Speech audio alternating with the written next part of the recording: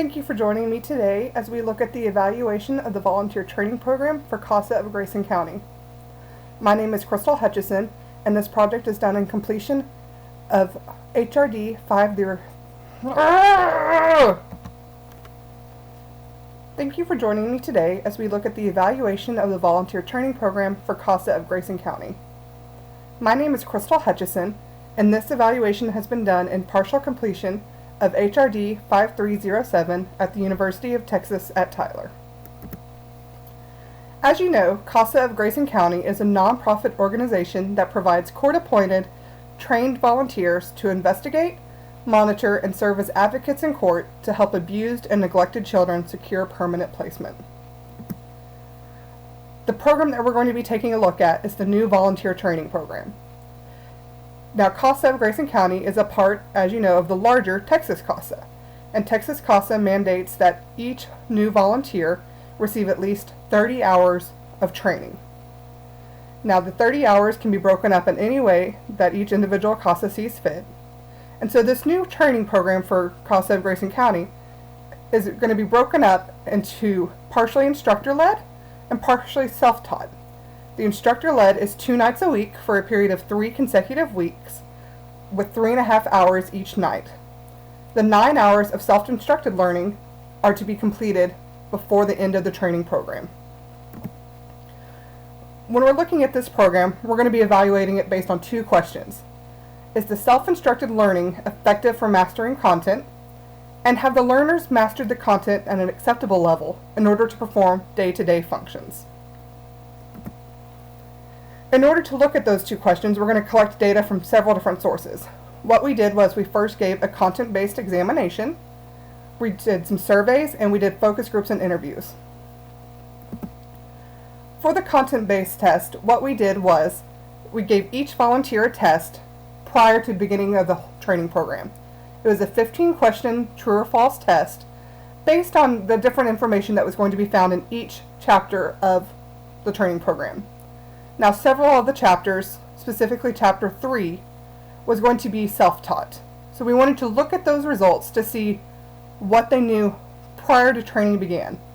We then gave the same test at the end of training so that we could look at those scores and hopefully compare what was learned before and after. However, the scores were high to begin with from pre-training. This indicated that most trainees had prior knowledge of the information, whether that be from educational or prior work experience.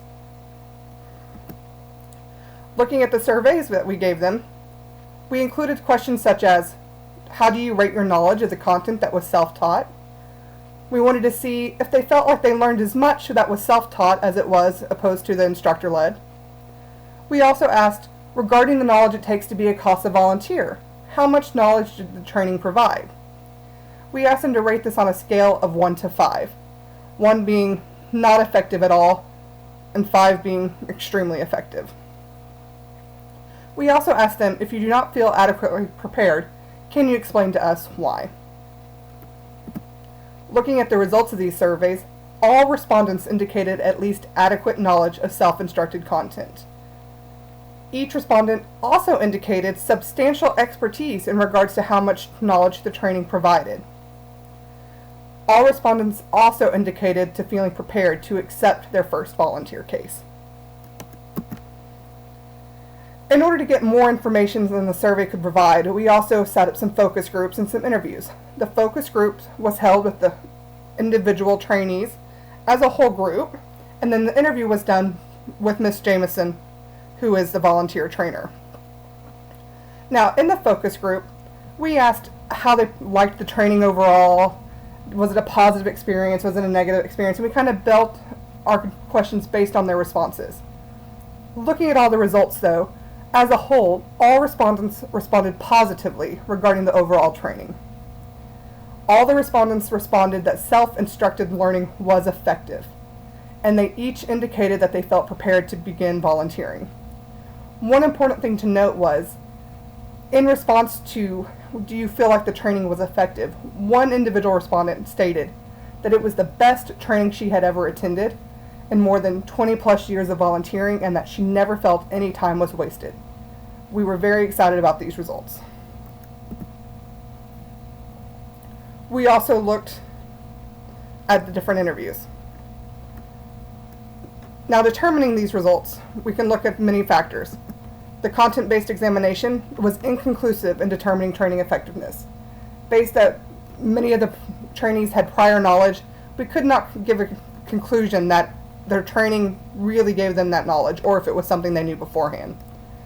The surveys did show that self-instructed learning was effective for mastering content, and the focus groups and interviews did show that the trainees had mastered the content to an acceptable level to perform their day-to-day duties as a CASA volunteer. Recommendations for CASA. CASA should continue the training program, dividing time between the instructor-led and the self-instructed learning. All of the volunteers and the trainees indicated that it was a good break and that they were able to take the knowledge at their own pace, and it was a good divide, and it was a good division between instructor-led and self-taught. And it is also recommended that in order to obtain more information on whether or not the trainees were actually prepared, about 6 months after the volunteers have actually been performing duties, that surveys and interviews from supervisors should be conducted to determine the effectiveness of the training. This will just give CASA a better view. Since this is a new program, we want to be able to give a little bit of time and be able to look back to see how things are going on a day-to-day